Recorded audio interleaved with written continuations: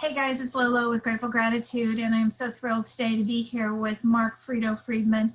As many of you know, if you've seen any of my videos or heard some of my podcasts, Mark has been going through a pretty tough struggle since August, and we're going to talk a little bit about that today. And I think, let me just start, Mark, if you don't care, how I came to know that you were in the hospital. So it was my birthday, and it was in the afternoon, and I received a text from one of our good friends that said, I'm so worried about Mark. Have you heard about, or do you know anything? And immediately I sent back, what? Question mark, question mark, question mark. And she ended up calling me because that was not going to go back and forth in text. And she told me that you were at the local hospital, you were on life support, and she didn't know a whole lot more than that.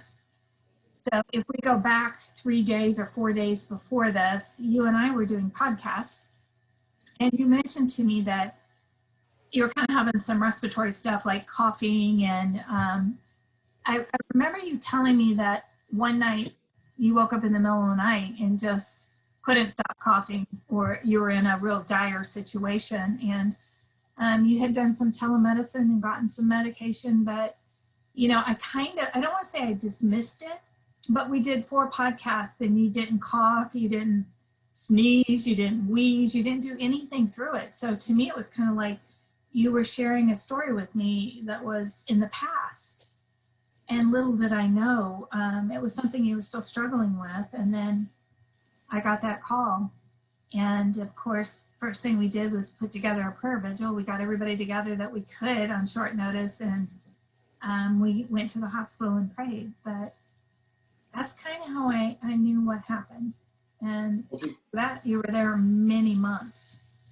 Just so we don't bury the lead, the headlines are basically, they thought they lost me twice, that I was dead. On 2 occasions, and there were multiple other occasions where they thought they were going to lose me. One of those occasions I happened to be awake for, and we'll get into more detail in a second, but I don't want to bury that lead. That's how dire the situation was. And the one I was awake for was really surreal. I'd gotten a surgery, I think it was a gallbladder surgery, and I woke up from the anesthesia in my room with no less than 6 people, 6 hospital workers surrounding my bed, flipping out because I was bleeding internally and they couldn't figure out where I was bleeding from, but I was losing blood, and they gave me multiple transfusions, and they didn't care that I was awake. They weren't talking to me. They were talking to each other, doing their job, communicating with each other.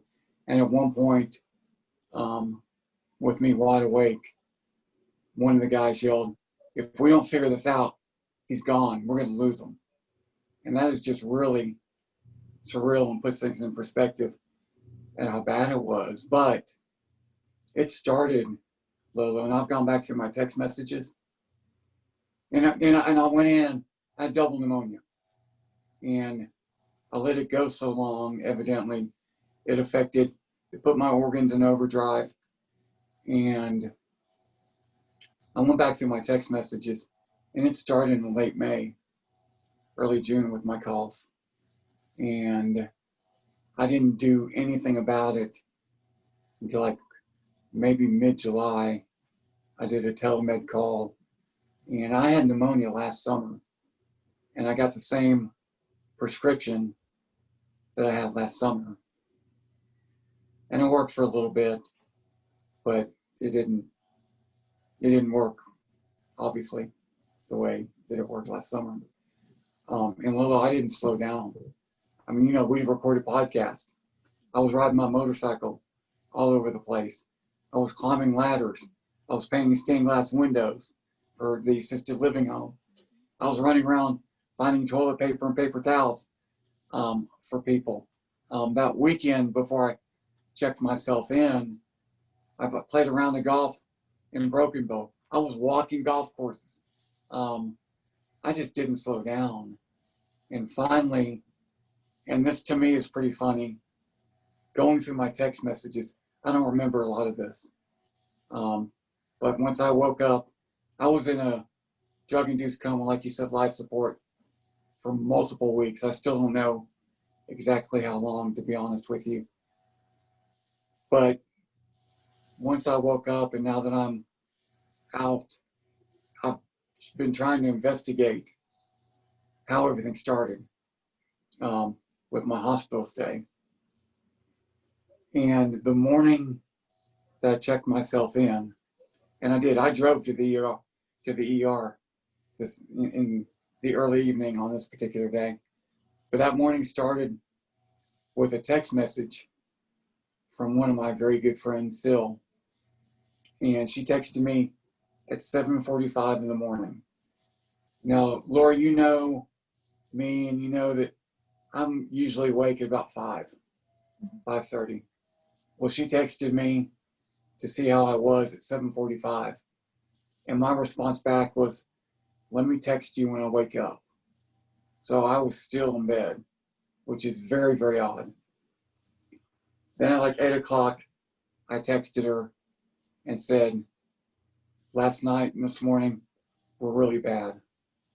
She texted me back and said, go to the effing doctor. And at like 9 o'clock, I responded. And once again, I don't remember these texts. I don't remember this. But I responded back saying, the doctor doesn't want me to come in because of COVID. So we're doing another telemedical. Then at like 11 or 11:30, I texted her and said, good news. The COVID test came back negative. So evidently I took a COVID test that I don't remember. And I said, they're trying to schedule chest x-rays right now. And I knew in my head that I had pneumonia because I had it last year, same symptoms. So I don't remember taking a chest x-ray. I don't know if I did, but I finally got in my truck and I drove to the ER and checked myself in. And I remember this part. The way I checked myself in was like they had two sets of sliding glass doors. And I walked through the first one and they took my temperature, asked me some COVID questions, and then they let me in. There was another patient in front of me, and LoLo, I couldn't take it. I just threw my wallet on the counter and I told the worker, I said, all my information's in there. I got to sit down. And that's the last thing I remember.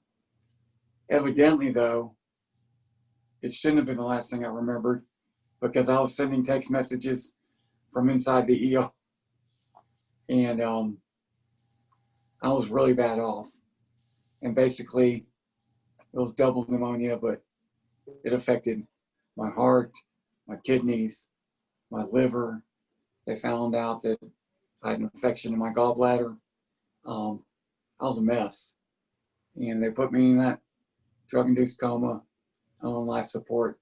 And I could go into detail probably on separate podcasts if we decide to do them about the different funny things that happened while I was under that heavy anesthesia and coma. I woke up several times and they had to put me back down because I woke up agitated. I woke up hallucinating. That part was an experience, but the whole situation was just really, really interesting, to say the least. So ask me any questions you have. Okay, well, the one thing I do want to say is I keep thinking that it was 34 or 36 days that you were in the induced coma because we met every single night at 6 o'clock to pray for you. And I know it was over a month. I know at one point they woke you up and we thought we were good to go, but you did become agitated and you wanted you had trach-in, you had things. So I know that during that time, your brother was very good to post on Facebook to keep us up to date. But it seems like what I remember is basically kind of what you said. This wasn't just pneumonia. I mean, they had looked at heart issues. They looked at the gallbladder. There were some irregularities in your blood that would go up, go down. And it seemed like, I kind of felt like it was like a pile of bricks that was very sturdy at one point. But then when this broke out, then all this started. So, I mean, I know you kind of explained it, but I just want to emphasize it was so much more than that. That walk, we all walked with you. And we were, yeah, but I mean, we didn't know. We knew that modern medicine was good, but it was a big giant that we were all slaying. I'm still grasping and finding out how bad off I was. Basically, I don't want to say completely destroyed, but yeah, I mean, yeah, I was knocked down. It really wasn't until later on that I started to realize how bad it was. And for example, as we record this, I just got a physical rehab hospital 2 weeks ago.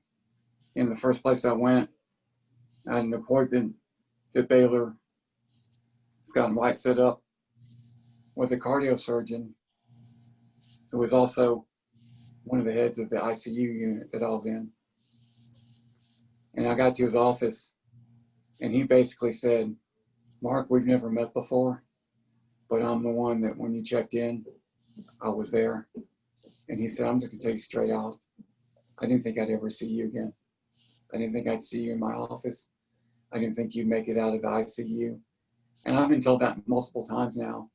And, LoLo, my faith, even now, it's just kind of surreal that I keep hearing that. It doesn't bother me that I was so close to death.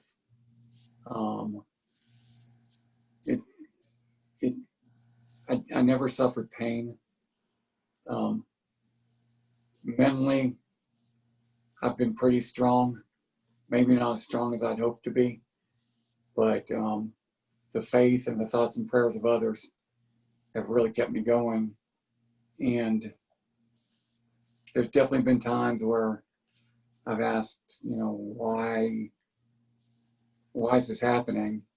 But it's always come from like a positive attitude of, why is this happening? How am I going to use it for good? Not poor me, this sucks, why is this happening to me? And there were times where, and I'll fully admit, yeah, being in a hospital for that long, I was in a hospital for over 4 months, and it's not fun. There's no doubt about that. But I can't imagine being in that situation and not having faith to fall back on, and not having trust to fall back on, and not having the support that I had outside of the hospital. Well, and something I really want to emphasize is for people who don't know you, I want to say, you've been affiliated with the Ticket, the Dallas Cowboys, you go to training camp, your church, you're really involved in your church.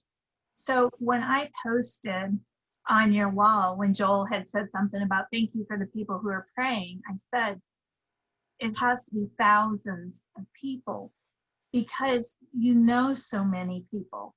I mean, I think that prayer and everybody staying vigilant and praying for you, God knew, and I put this in one of my blogs, God knew how important you were to all of us.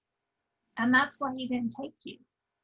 That God knew we all needed you, and that's why you're here today. No doubt in my mind. Okay, here's the here's the question I have, and it's probably, I wouldn't say problem with what you just said, but God's eventually going to take me. Yes. And that doesn't mean that the world didn't need me anymore. It just means, and I was able to say this to myself and truly believe it, that I know where I'm going to end up. And it's just a matter of how the journey gets me there. And that makes it so much easier to deal with. It was also easier for me to deal with because I was never in any pain other than the pain of being in that hospital prison. And when I say prison, I mean, I didn't leave the room. And that was not easy. But it was something that had to happen for whatever reason, I don't know yet. But it definitely happened for a reason. The other thing that I struggled with was it would have been real easy for me to say, well, God's trying to send me a message that I'm not living life right or something, or I need to stop doing this. But I kept thinking, my gosh, a week ago I was painting stained glass windows for people in assisted living homes. 2 days ago I was helping a stranger. And I'm thinking, I thought I was living life pretty good and doing things right. And you struck me down. I don't understand this, but one day maybe I will. For sure you will. And I want to talk about right before we did the podcast, before you went into the hospital, there's two things I want to talk about. And you may not remember any of this, but I think you need to. I did my Grateful Gratitude meeting, and it was all on healing because my dad had recently been diagnosed with cancer. And it primarily talked about how your attitude can improve your outcome when you're in the process of healing. And you said to me before we started the podcast that day, I'm so glad I came to your meeting, because listening to you talk about gratitude and healing, and I talked about an example of two doctors my dad had met with, that one was negative, one was positive, and how it changed our outlook on our walk through cancer. So I don't know if you remember telling me that or not, but I was so grateful that fell right before you were going to need that. I absolutely do remember that. I do remember that session, and it made a lot of sense then. And then I basically lived through it. I lived through it. Keyword lived. And I experienced that in the hospital, in the ICU. And I rode that roller coaster where I was able to, whenever I had a bad thought, I was able to quickly turn it around. And I think it'd be impossible not to have any negative thoughts, but you want to limit those. And you want to truly, look, I've told you before, it sounds cliche, but just about every morning I wake up, before this, during this, after this, I've always been grateful that for some reason I was born with gratitude.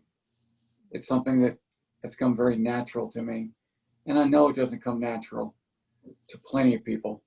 Maybe the majority of people have to work at being grateful. I've never had to work at it. And I'm very grateful for that. And in the hospital, I think, once again, it sounds like I'm bragging, but I'm not ashamed of this. I know for a fact that they weren't just talking. I made friends with almost every single nurse in there. And they would tell me, not necessarily that I inspired them, but they recognized my gratefulness and they appreciated it. And it's one of the things I mean, one of the things that kept me going was those nurses were always in and out. They wanted to talk to me.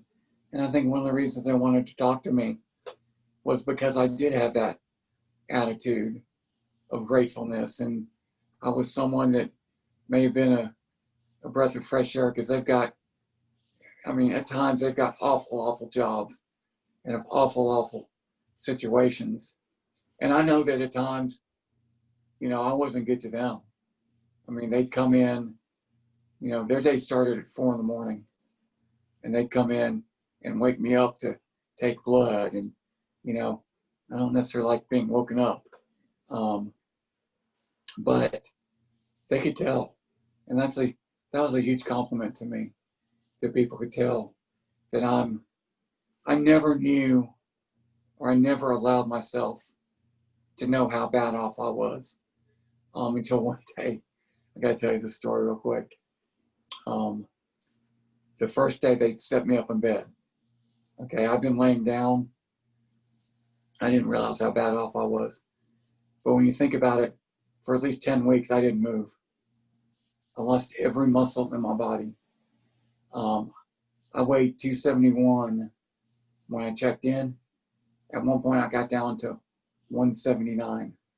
Lost almost 100 pounds of muscle. You can tell by the way I'm talking right now. I've had to learn to walk again, to do fine motor skills, to swallow, to do all sorts of everyday things. But I didn't know how bad off I was until they had me sit up in bed, on the edge of the bed, and they had to have a physical therapist on each side of me, one behind me, and a nurse in front of me to make sure I didn't fall. And you can picture this, Laurie. At that point, I realized how bad off I was. And I said to the nurse, kind of under my breath, I said, "Oh my gosh, am I going to have to sell my motorcycle?" And her response was, "Heck yes." And I just kind of slumped over and got very defeated. And she said, "You should have never bought it in the first place," and assured me that this was a temporary thing. And having that assurance has helped me out. And I'm still discouraged by how slow the progress is, but I'm making progress, so that's what counts. And that's amazing. I don't know if you remember calling me when you were in the hospital or not. You called me twice. I remember once. Well, that's okay.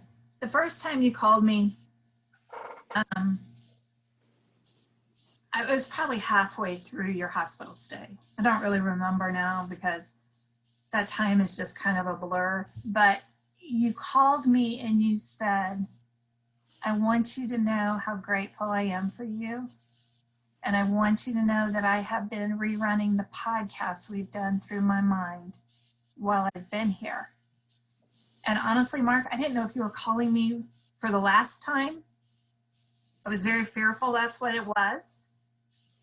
But when you had called me, I thought, here is a man that is in the hospital battling for his life, yet he took the time to tell me that I was important to him. And as much as I've always looked at you in a good light, I mean, that even elevated it more. And I think that I remember one of your brother's posts, because he posts pretty much daily while you were unconscious and before you could use your fingers well again to post for yourself. And he posted, it was a very short post, but it was, "You know, my brother, he's usually a pain in the butt, but he's showing so much gratitude with his eyes." And he says, "When a nurse comes in, just the way my brother looks at her shows gratitude." And Mark, those are two things that I will never forget about your journey and how your journey touched my life. And I'm just one out of many, many people. Well, the thing I worry about is there's so many people that probably should get phone calls like that I'm grateful for.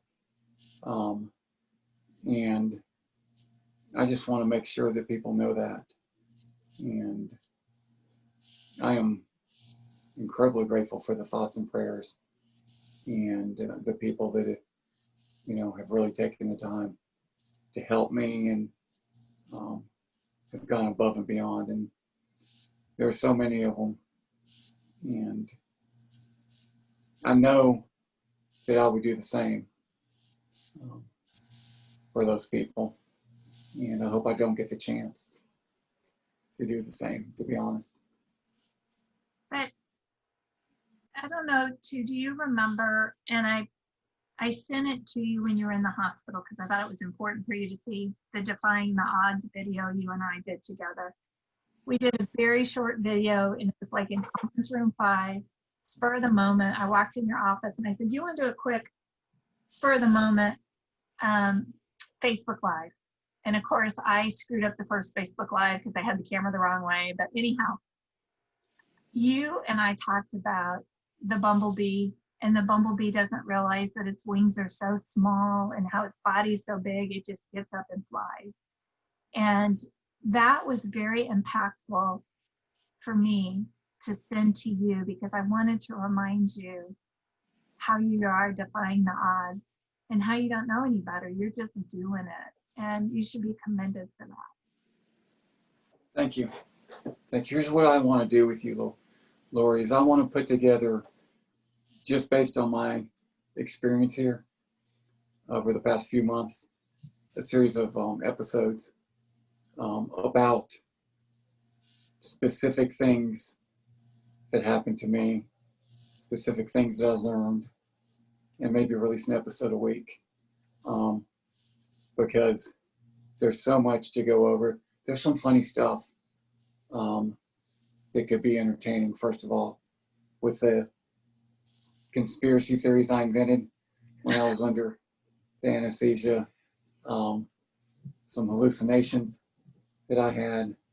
But then there's some very serious stuff that we've actually talked about on your Grateful Gratitude podcast, about angels, about influences on us, and how we can influence other people, and how to deal with problems. I hope and pray that I never have to go through anything bigger than what I've just gone through. I'm not finished with it yet, but I'm at the point where I see light at the end of the tunnel. I'm having to get over pride, because right now I'm walking around on a walker and I don't want people to see me weak. I don't want people to see me on the walker. And I don't want to sound, and please cut this out if it sounds cocky, but I'm just going to tell you this. Talking to you right now and being out in public with that walker is probably the bravest thing I've ever done. Because it's something I thought I would never do. I was very, believe it or not, grateful for COVID when I was in the worst shape in the hospital, because of COVID, limited visitors. They restricted visitors basically. And I would have had a major issue. I didn't want anyone seeing me like that. And that's a pride thing. And it takes a lot for me to get over that pride. So there's a lot of serious stuff in here. And anyways, I appreciate you talking to me, and I hope we're able to do many other episodes that, I can put on, my podcast feeds. And if you want to, I'd love for you to put it on yours as well, because it all comes back to gratitude and attitude and having that thankfulness and that faith that can get you through any situation. And like I just said, I can't imagine. Well, I can't. The only thing that would be worse than what I just went through is going through it with pain. And a lot of people go through these hospital stays and they have severe pain. I can't imagine that. But what I went through was pretty bad. And every day I'm finding out that it was much worse than I realized. And that's kind of surreal as well. But I really appreciate you talking to me. Absolutely. And you know, I am on board for anything you want to talk about. And Mark, know that you're inspiring people every day. And I would just ask everyone to continue their prayers for you, because I always say when someone's walking through this, we're going to look back and say, remember when. And I'm honored to be the one that you want to tell these stories to. So thank you. And definitely I'll post this and share it, and I'll share the link with you, and we'll let everybody hear your story. Thank you. You're welcome. See you soon.